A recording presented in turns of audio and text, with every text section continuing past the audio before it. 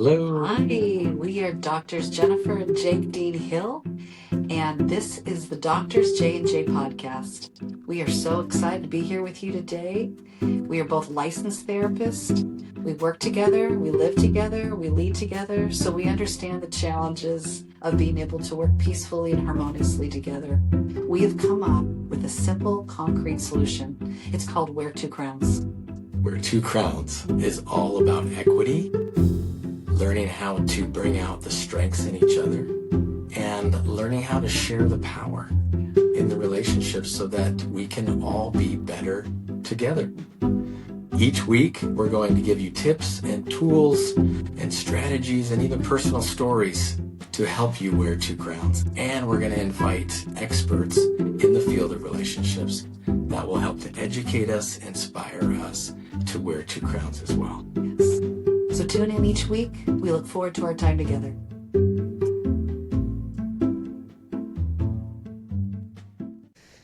Hello and welcome back to the Doctors J&J podcast. Yes, we are so excited with our guest today.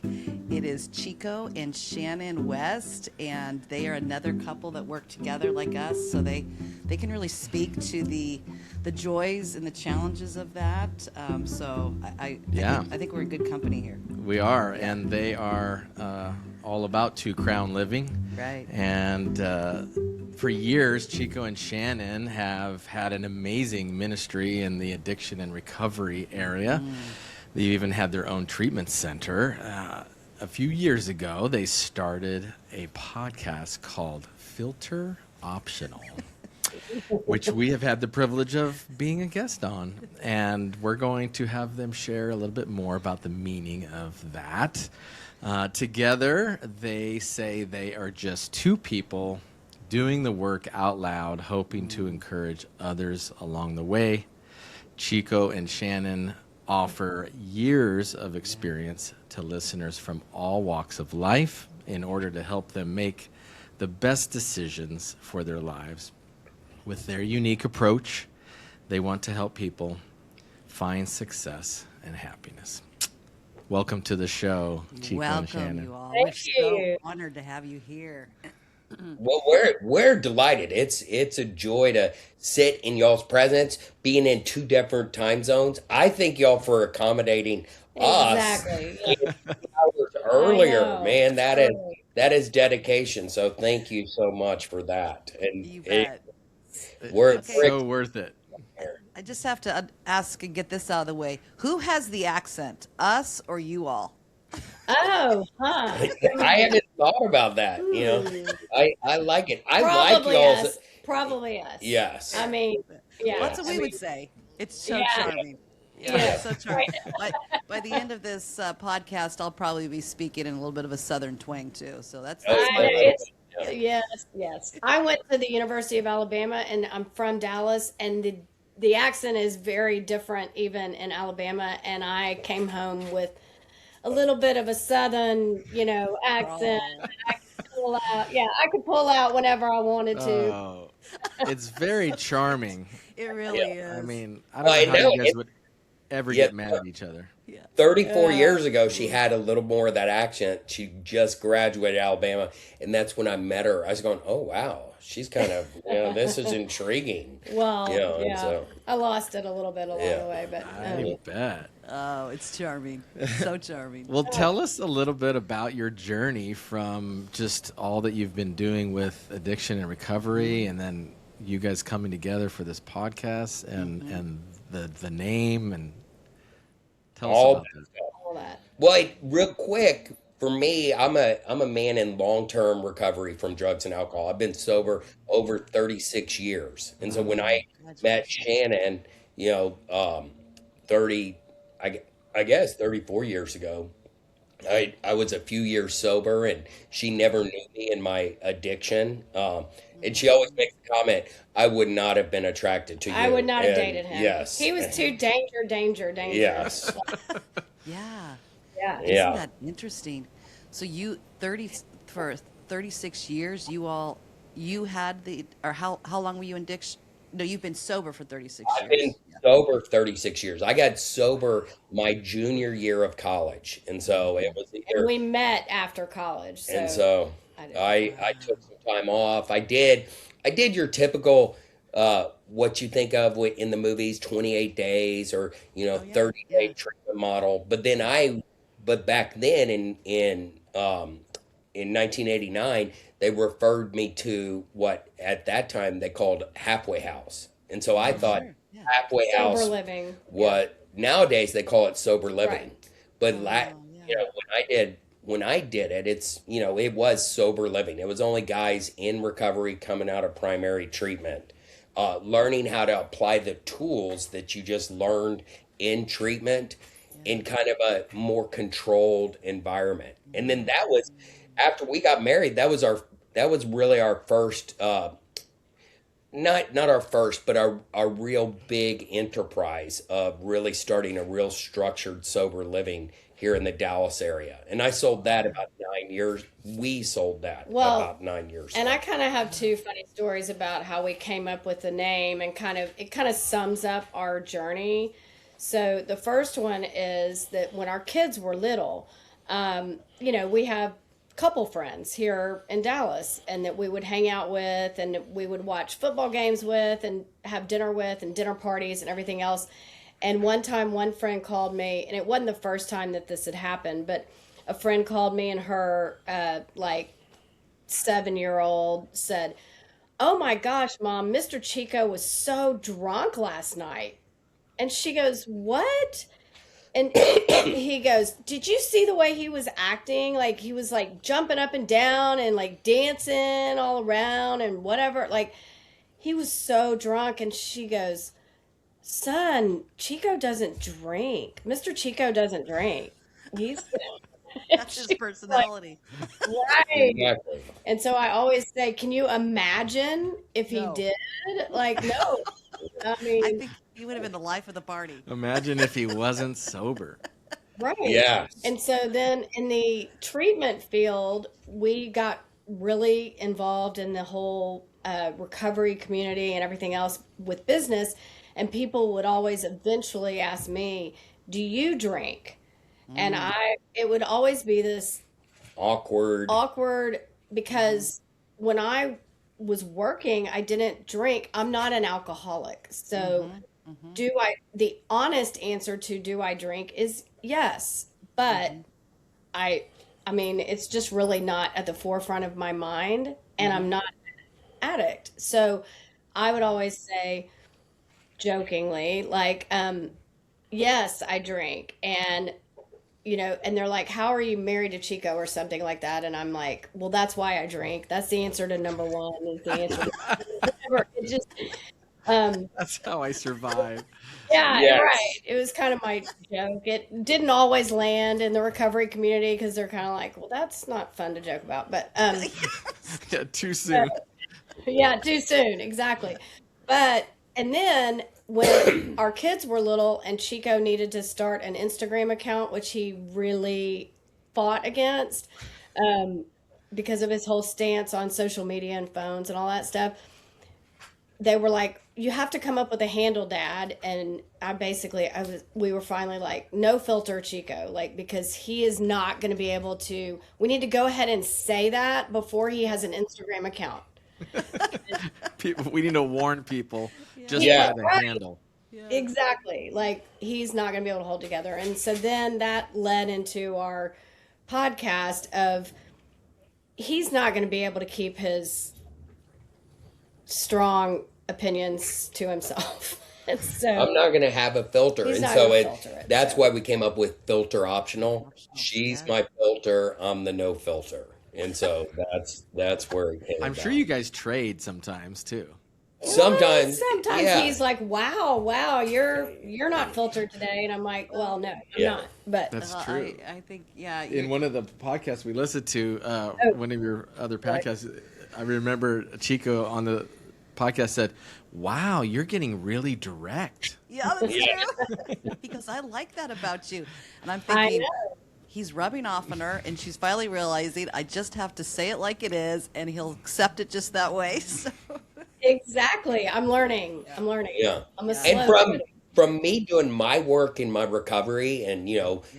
getting involved, not just in meetings, but actually working the steps the way they're written in the big book and which Yeah. are really powerful. It's like, but also when other people, the non-alcoholic starts to get healthy and, deal with their codependency, even though she was never around me in my drinking, she never knew that part of me.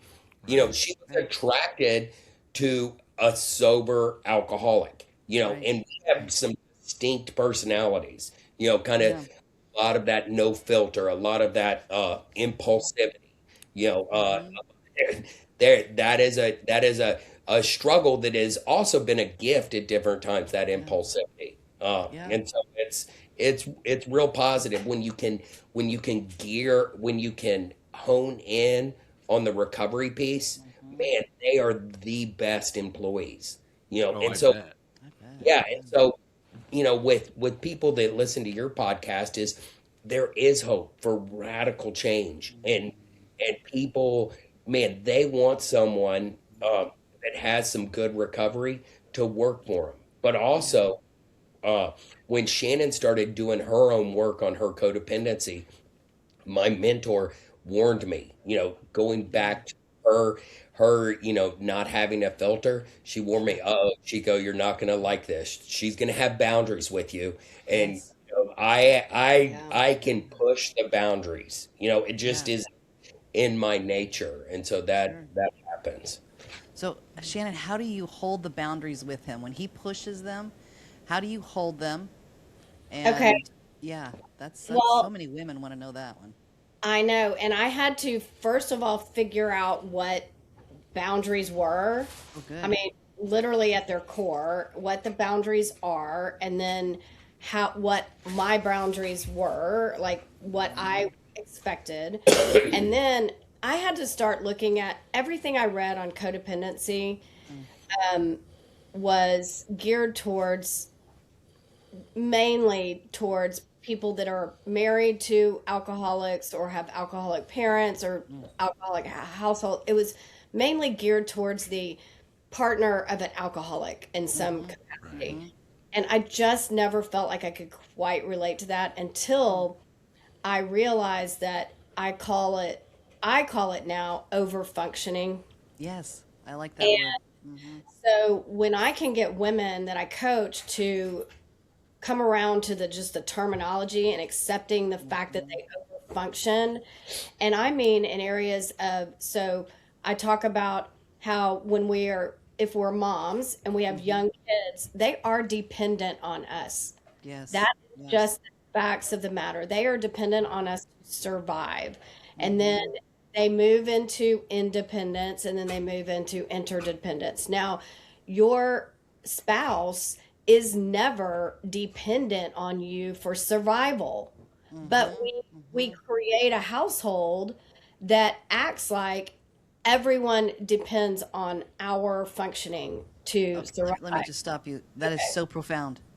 So profound. So what you're saying is we as women can sometimes even take that role with our partners and say yeah, we are responsible for your addiction, your neurodiversity, whatever, your boundary busting. We're Your responsible. laundry, Your laundry, feeding your you, meal, your Your doctor's meal, your meal. yeah, appointments. your doctor, all those things, and it comes Yeah. naturally to your gender. Y'all Right, are right. natural care givers, Yes. caretakers, and stuff like Yes. that. Yeah. And so, And we worry about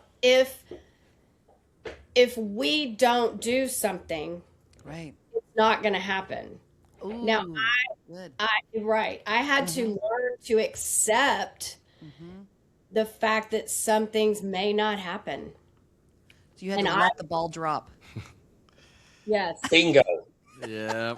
Fire yourself from being the ultimate caretaker. I always say the savior complex too. It's like yes, Yeah. there's one God.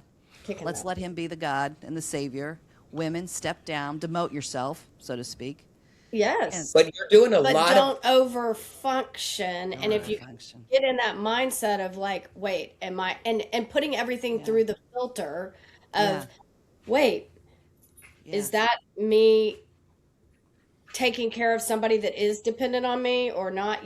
Just Oh, good. learning to put it through all these filters, and then you can draw the boundary. Like I would, we always use the example, we've used the example in our podcast of, I will not answer the phone or text or emails after 9 p.m. Nice. That's the boundary. Now, if somebody chooses to break that, and I cave to it, if my mom texts me after 9 and I, oh my gosh, and text her back, I'm breaking my own boundary. They're not really breaking my boundary. Exactly. Right, correct. They're your boundaries. So it's your job to reinforce them. Right. And I think sometimes women get boundaries real confused. Like they just say, I'm putting up a boundary. You texted me after 9 p.m. after I told you not to. You broke my boundary. Well, Right. we'll That's allow not their it. job. Yeah. Right. Right. You would like it. Chico, how did you react when she started putting down these boundaries? Do you, obviously with your work, you value boundaries, which is huge. There's a lot of men that don't value those. So, Well, and a lot of men, a lot of us have grown up in real boundaryless homes. And so it's Yes. like at the same time, I grew up in a very boundaryless home, and so to have a boundary that just didn't go along with anything there. It's like, that it was always violated. And so all of a sudden, and for us, we talk a lot about, okay, our family of origin. We talk a lot with, in addiction, you do that where this comes from, but we don't get into blaming it. our parents. We get into naming it. Was that healthy or unhealthy? And so there's a big difference from blame to name, and it takes away that power. And so when Because he would take it personally. yes. And there were That's what I times was gonna say. Yeah. Yeah. that was the tension and the friction is that if he said, will you, one of the big examples that we had is he would call me at like 11 a.m. and say, I mean, if you have time, I mean, I don't know if you have what you have going on today, but if you have time, can you bring me a sandwich? I'm like, oh my God, have you heard of DoorDash? Like, and he's You like, are DoorDash. yeah, I mean, and for a long time, I would feel responsible for saving money or like, oh my gosh, he needs to eat, he's working so hard, whatever. I mean, it makes me sound so like, Well, the other thing I would but do, I'd violate her boundaries. It's like she was the operations manager. She did all payroll. She did everything for, all the employees that worked for me and stuff like that that worked for us. I told you I'm an early morning person. I see her eyes open in bed and I come in and I start giving her a list. And hey, or can he's you like, do That this, went this, over this? really well. Yeah. he's And like, oh, you're awake. I'm yeah. like, well, And then she would hold go, on. you have other employees. Do you talk to them at 6:30 in the morning? Nice job, Shannon. Yes. And so it's like, I mean, wait a minute. That's that impulsivity. If it comes up here, I got to get it out or it'll consume me. It's understanding myself as well. And so I learned how to, go downstairs. I get on this computer right here and I send her an email, not even a text, because the text will ding her, And so it's like learning job. those things. Yeah, that's beautiful. So But that would have never happened if Shannon didn't set that Do boundary. her work. totally. And so Yeah. part of a Because great women definition. will just stuff it. They'll just deal with yes, and Do get it. mad or put up with it. Right. it. Right. And so what I love this great definition. Have y'all heard of Brennan Manning? The Oh, road. absolutely. Brennan Manning. Yes. In Abba's Child, Addict. Yeah. yeah, in Abba's Child, he writes about the imposter, and he gives a great illustration. And he's a guy in long-term recovery as Yes. well, The but he Catholic said priest, as I recall. Episcopal because he was Yeah. married. Thank He you. was Episcopal priest. Catholic light. Yeah. Yeah. Yes. Yeah. Catholic Oh. light. I love it. You like that? I grew up Episcopal, so I'm like, it's Catholic. So life. But Yeah. he has a powerful story. Yeah, Yeah. and so in his book on the imposter, um, in the chapter there, he goes, John Bradshaw defined codependency as a disease characterized by a loss of feelings, needs, and desires. So we lose our own feelings, needs, and desires. And Gosh. then he goes on in that chapter, and the codependent is the classic imposter. And so we know, I mean, y'all talk about you don't really work with, chemical dependency, the Right. heroin addicts, alcoholics and stuff like that because they're very selfish and self-centered. We Right. when Right. they're in their disease, the selfishness, self-centeredness is key. Yeah. But our belief is what Shannon was talking about with codependency or over Overfunctioning functioning. is really What we say, codependency over functioning is the same disease, but it's the opposite side of the coin of Yes. addiction.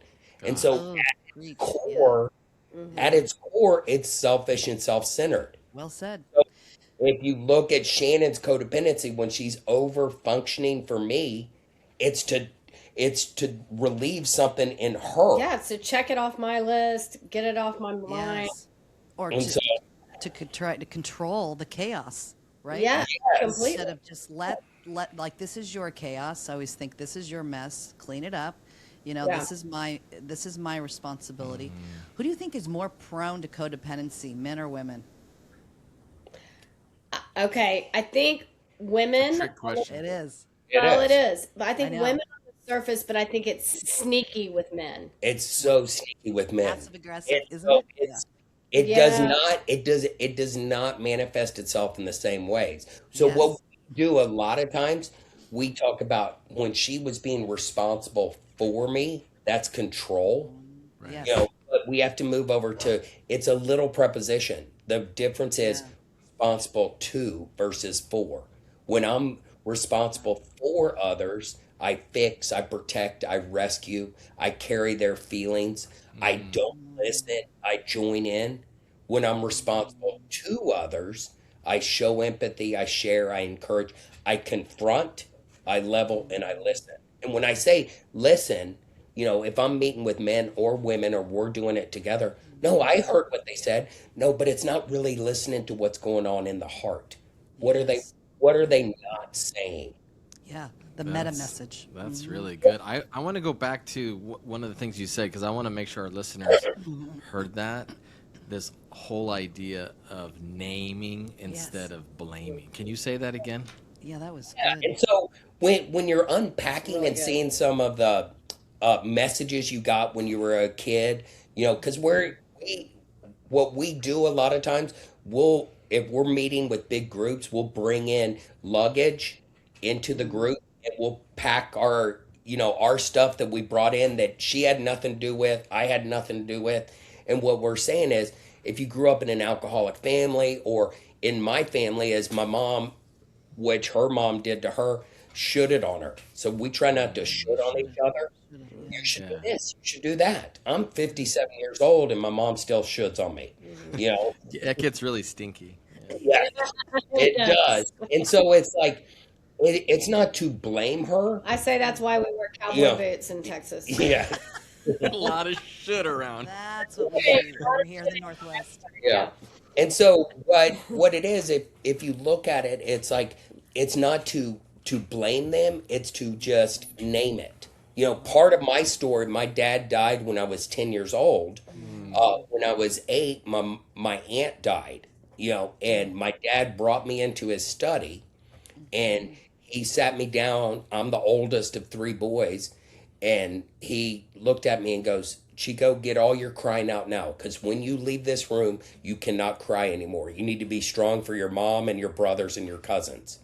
So I could put blame there on my dad, but my dad was the oldest of 6 boys. He grew up on a cattle ranch. He grew up with an alcoholic mother. It's like, no, I'm just naming. That was really unhealthy. It's not his fault. Yeah. I'm animated. Don't you think that takes you though from victim to Yeah. victorious, powerful, right? Back to Yeah. like what we talk about is wear your crown. I always say, sit on your throne. You Yeah. know, straighten your Yes. crown. This is your Yes. kingdom. Like, how do you want to respond to what was given to you, either good, bad, divinely, whatever, right? How do you want to Yes. respond versus react to it? That's Well, and I good. like what you say, Jen, there. It's so powerful. It's like we can stay in that victim mode. There's a little Yeah. saying in Alcoholics Anonymous, Yeah. which I love. Pour me, pour me, pour me another drink. Oh, I've never heard that, Chico. That's And so fabulous. it's that victim mentality. And so it's like, no, you're getting in the poor me syndrome. Quit Yeah. feeling hard for yourself. There is a solution. So listening to you all, I can see stereotyping, but men can be poor me. You're not getting me a sandwich, and the women are poor me. I'm not being a good partner. I'm not Right. doing the work that I need to do. And when you get stuck in that stinking thinking, this is where you either go into addiction type responses or you go into the codependency. But both, and I love what you say because I completely believe this, Chico. Codependency is another addiction. It's the flip side of the addiction. And it's Yeah. really two addicts that have found each other and have Yeah. to continue their recovery process together. Yes, Well, and and we talk about the cycle of addiction and the cycle of overfunctioning or codependency, and they're both the same, but they just manifest in different ways. But you get to in this both cycles, you get to a complacency, a place of firm resolution. firm resolution. Well, before that, you're just Yeah. you're happy. What is it? I can't think of the words right now. Ignorance is bliss. Yes. Yes. Well, you get to you've overfunction, or you've gone back to using, and then you're kind of like, oh, well, this is working. Okay, that's what you get to the not the firm resolution yet, but the like the happiness stage of like, oh, this is working. Like I'm managing this, like whatever. Then you have consequences to that, whether it Yes. be. For me, it presented health wise. My health suffered. Yes. Yeah. You know, obviously everything, lots of other things suffered. Right. Sure. It was mainly my health that it Right. presented with itself. And then you hit the firm resolution of, Yeah. I'm not going to do that again. I'm not going to drink. I'm not going to use. I'm not going to overfunction. I am Yes. going to have boundaries. And so we get into this cycle of, okay, let's name it and we can change it. Right. One Oh, of I the, love it. yes. And so one of the things that, with Shannon doing her own work and seeing her own codependency, me doing my work and recognizing I can't continue to violate her boundaries, it was a little over 4 years ago, we had some issues in our family and people were reaching out and being very gracious and especially sending Shannon all these texts, Yeah. and it was a struggle with one of our kids. And, she looked late at night and goes, man, and this was truly one of the most attractive things I've heard her say. She goes, man, I am such a codependent. I want to fix them when they're being nice to me. And I'm really having a hard time not fixing them because they're really reaching out in these caring texts. And it was like, oh my goodness, she gets it. And it was just so attractive that she could name it and she changed the behavior. So And- That's and- powerful. That's what I'm hearing, Chico. This is part of your healing, but you Yeah. are attracted to a powerful woman, not Yes. a victim woman. That Not is at not all. attractive to you. You don't want it. So No. this is part of the healing too, is inviting her power forward to saying, hey, I want you to be powerful. I want you to back up your boundaries. I may still bust them, but I want you to take care of yourself so I don't have to overfunction and take care of you or be shamed for not doing it right. Yeah. Yes. How do you teach that to other couples? Oh, good question. I love that question. One of the things is like going back to what I just said is, okay, I first have to name it. What's going on with me? How do I step into that? When I'm meeting with a lot of men that sometimes their wives are the alcoholics and they're the big time codependents. On the outside, they're very successful in the world's eyes. They maybe CEOs or presidents, or have high career jobs where part of it is to overfunction to succeed, and all of a sudden it's like, how come you're doing that? Is to teach them to go, oh, what was going on with me? I like how they summed up alcoholism real simple in the 50s. It's a feelings disease.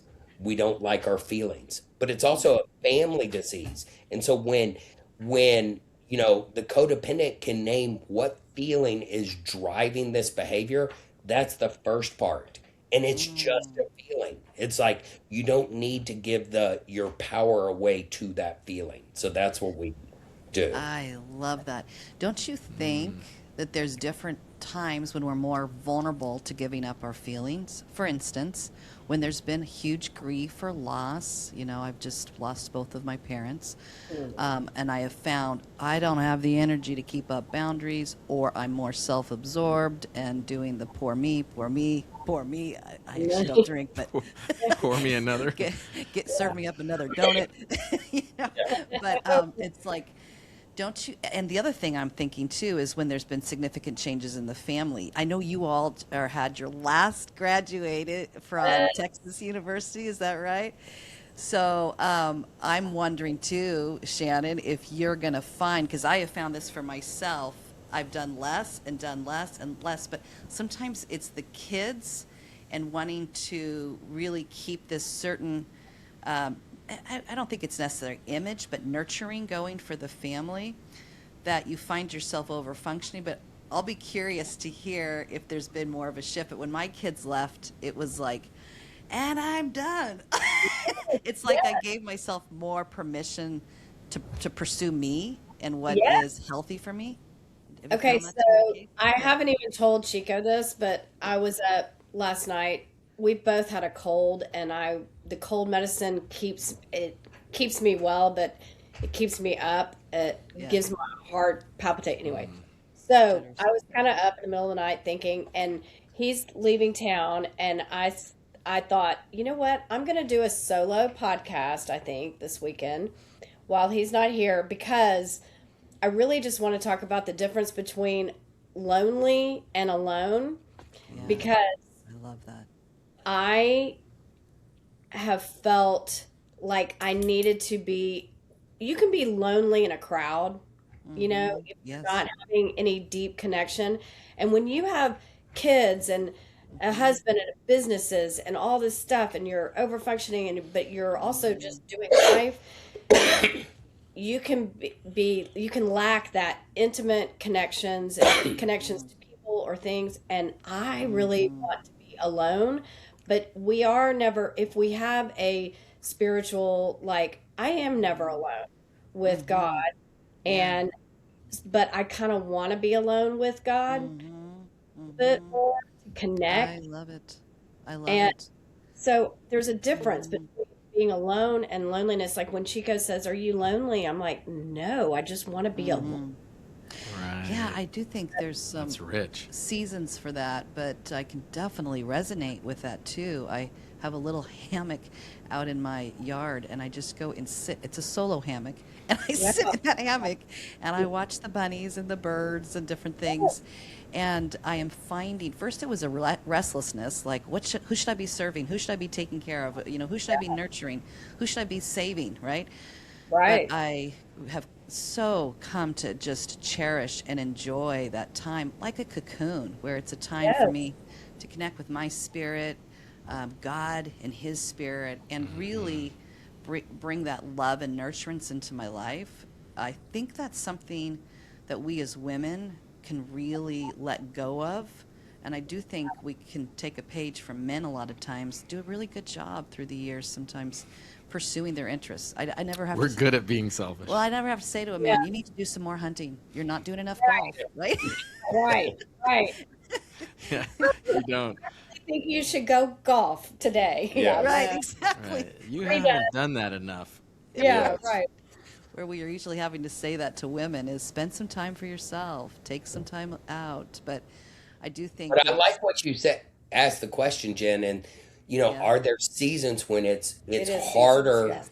to to really have self-care, to really not get into that Mhm. codependent place. And I was Right. thinking as you were sharing, uh, both Shannon and I have spent time with, if you saw last July, the big floods in Central Texas, Yes.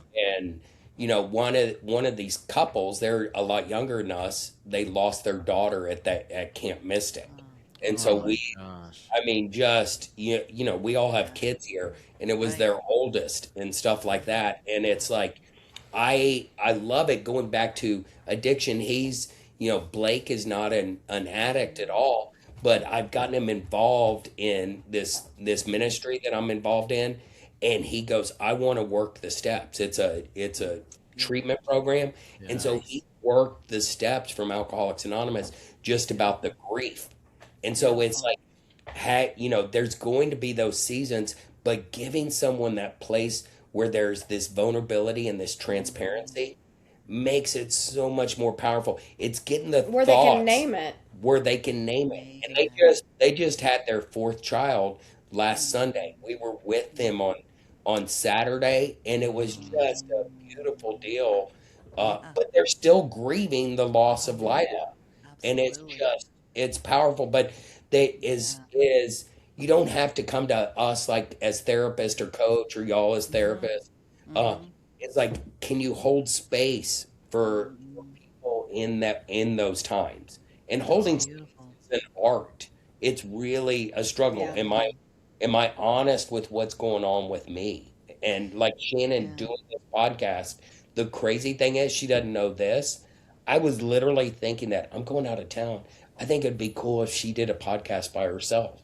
And so I'm excited about that. Yeah, so I can check it off the list for you. But yeah, anyway.